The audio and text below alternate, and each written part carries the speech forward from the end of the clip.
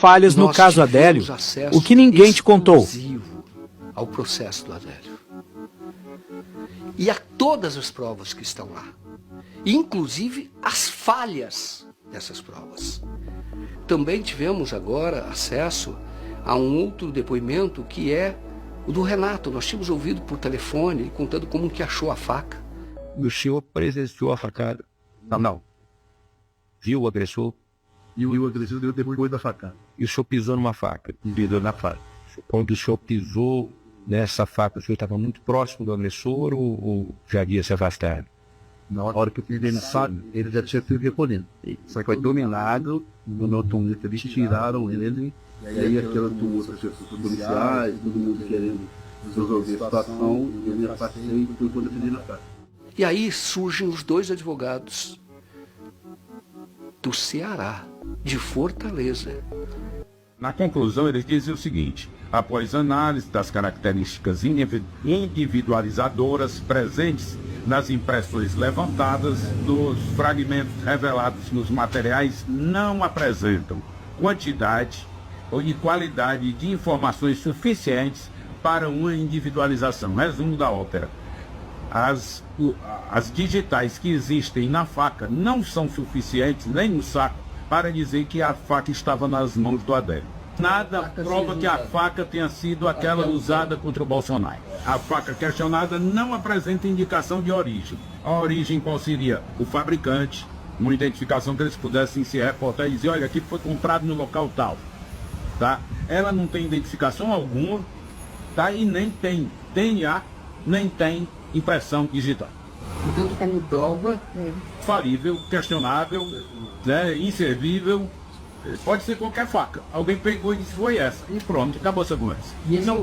Não indicam ter sangue, não tem nada dito que essa faca foi a que atingiu o Bolsonaro. A única coisa que serve como prova é o Adélio admitir a culpa pelo ato. Talvez haja algum interesse em ele admitir a culpa, tá? Não necessariamente a verdade dos fatos. Bom, é importante frisar também que não se encontrou DNA do sangue do Bolsonaro. Se esta faca, eles querem dizer que foi utilizada para lesionar, causar agressão ao Bolsonaro, carece de prova. Porque por tudo isso que o Alfredo falou, e mais por não encontrar DNA do sangue na área da genética do Bolsonaro. Não dá para dizer, para afirmar que foi esse instrumento que lesionou o candidato a presidente naquela época. Não tem no processo laudo do Instituto Médico Legal, que isso é obrigatório. Isso é uma materialidade, é o que comprova o ferimento. Não tem. Você tem depoimento de médico falando, mas o laudo que deveria ter sido produzido, porque o laudo tem a fé pública do perito. E um perito, se não falar a verdade num laudo, ele comete crime. Falsa perícia. Isso não tem. O processo pode virar de ponta cabeça, olhar fora, não existe. Adélio foi dado por inimputável, por insano, logo no primeiro momento das investigações. Então, logo ele foi preso, ele já tinha um advogado na porta da cadeia esperando por ele, e essa pessoa, com o nome de Zanoni, chegou logo a apresentar um atestado dizendo que Adélio sofria das faculdades mentais, e tal procedimento foi aceito. Que loucura! Ô, Maria Nessa, ele chegou a falar alguma coisa sobre o advogado dele? O antigo advogado, Zanoni? Falou assim, que o advogado, depois de conversar com ele e tudo, tacou o pé na bunda dele, falar que, com licença na palavra, mas foi a palavra que ele falou, que tacou o pé na bunda dele. E ele chegou a pedir que o advogado fosse afastado? Ele falou sobre isso? Pediu que afastasse, que ele não queria advogado particular, que ele queria o advogado do Estado. E diante de tantos equívocos, como é que o doutor Zanoni, advogado do senhor Adélio Bispo, não fez nenhum dos questionamentos que nós estamos aqui solicitando? Deixa eu perguntar, vocês são os advogados da família do Adélio? Os dois são advogados da família? Sim. Não seria o caso, o Adélio, ele é inimputável, ele precisa de um indutor, né? Não seria o caso de uma revisão criminal até? Necessário uma revisão, eu acho que é necessário o judiciário se pronunciar, porque são tantas as dúvidas. Nós, como advogados da família, não podemos fazer, né? Porque nós não estamos advogados do Adélio Bispo. Mas nós tínhamos interesse, tanto é que nós pedimos a curatela civil para que a irmã dela, que deveria ser a curadora dele, mas quis a juíza de Campo Grande dar a curatela para um defensor público, coisa que já está muito demorado isso, em detrimento e em prejuízo de uma irmã que quer bem e que quer afeição por ele.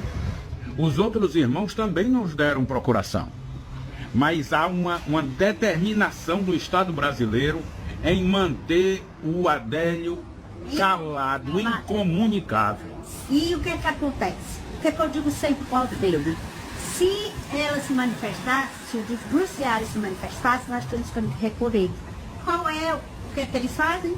Silêncio. Silêncio. Como ele está Sentar em cima e não... sentar em cima. Nada mais. Aí se não se E as petições de vocês? Nada, nem não resolve, nada. Ele não se manifesta.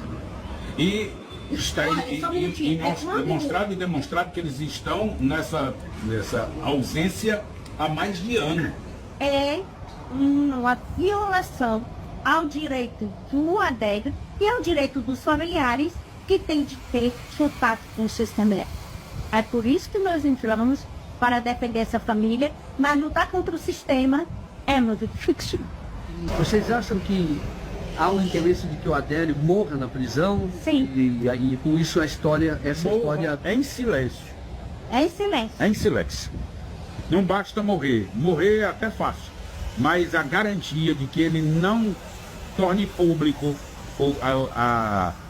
a história dele, contada por ele, certo? Ele não querem permitir que a família tenha acesso ao irmão, não querem permitir que a sociedade tome conhecimento do que ocorre lá dentro. E o que é mais grave, estão transformar o caso do Adélio no primeiro caso, óbvio, de uma prisão perpétua.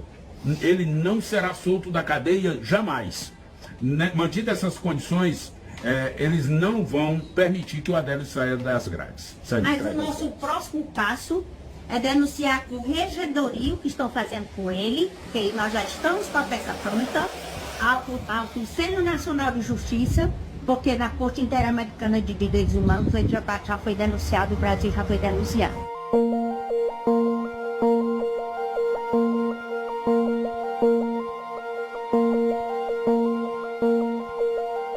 Bom, o Adélio, fica muito claro, agora vendo o processo, vendo os depoimentos em vídeo, que o Adélio não teve defesa.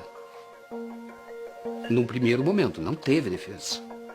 Que foi o advogado dele, o Zanoni, que entrou no caso de maneira muito estranha, não teve defesa. A sentença do juiz, ela ocorreu atribuindo ao Adélio a culpa, porém não o responsabilizando, porque ele foi considerado inimputável por doença mental, e atribui a ele sem laudo. E sem que o Adélio fosse ouvido uma única vez pelo juiz.